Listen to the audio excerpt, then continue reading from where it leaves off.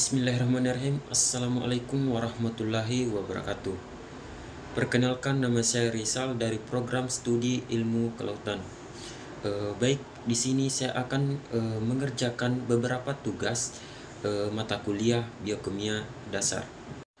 Baik, yang pertama yaitu saya akan menjelaskan mengenai definisi lipida dan klasifikasinya. Yang dimana lipida itu adalah kelompok senyawa nonpolar yang meliputi lemak, minyak, dan beberapa senyawa terkait. Klasifikasinya mencakup trigliserida, fosfolipida, dan sterol. Kemudian yang kedua yaitu apa definisi dari asam lemak dan bagaimana klasifikasinya. Asam lemak itu sendiri adalah molekul organik yang memiliki gugus karboksil atau COOH di ujung rantai hidrokarbon. Klasifikasinya mencakup jenuh atau tanpa ikatan rangkap dan tak jenuh, yaitu mengandung ikatan rangkap. Yang ketiga yaitu apa definisi trigliserida dan apa klasifikasinya. Yang dimana trigliserida adalah molekul lemak yang terbentuk dari satu molekul gliserol dan 3 molekul asam lemak, serta klasifikasinya melibatkan jenis asam lemak yang terikat pada gliserol.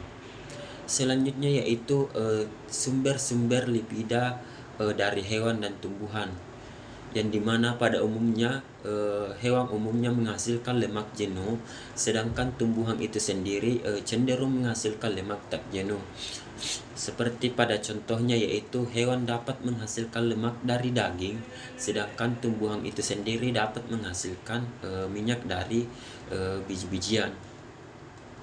Kemudian fungsi lipida bagi tubuh. Apa fungsi lipida bagi tubuh? Yang dimana lipida itu berfungsi sebagai sumber energi, penyusun membran sel, pembawa vitamin larut lemak, dan regulasi suhu pada tubuh manusia.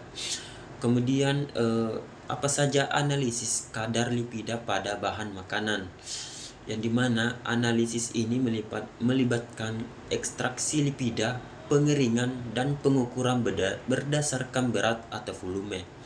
Metode ini termasuk ekstraksi Soch-Flat atau gravimetri.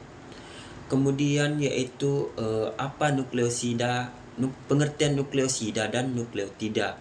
Nukleosida adalah unit dasar nukleotida tanpa gugus fosfat, sedangkan nukleotida terdiri dari nukleosida, gugus fosfat, dan gula fosfat, yang dimana fungsi nukleosida dan nukleotida yaitu melibatkan penyimpanan dan transfer energi dalam sel. Kemudian DNA dan RNA, yang dimana DNA ini membawa informasi genetik dan terdapat di inti sel, sedangkan RNA itu sendiri berperan dalam transkripsi dan translasi genetik. RNA dapat berada di inti sel atau sitoplasma. Kemudian selanjutnya yaitu pengertian enzim, yang dimana enzim adalah protein biologis yang bertindak sebagai katalisator, mempercepat reaksi kimia dalam organisme. Karakteristik dari sifat enzim itu yang dimana spesifik terhadap substrat, dapat diatur oleh faktor lingkungan, dan dapat digunakan berulang kali. Kemudian apa fungsi dari enzim itu sendiri?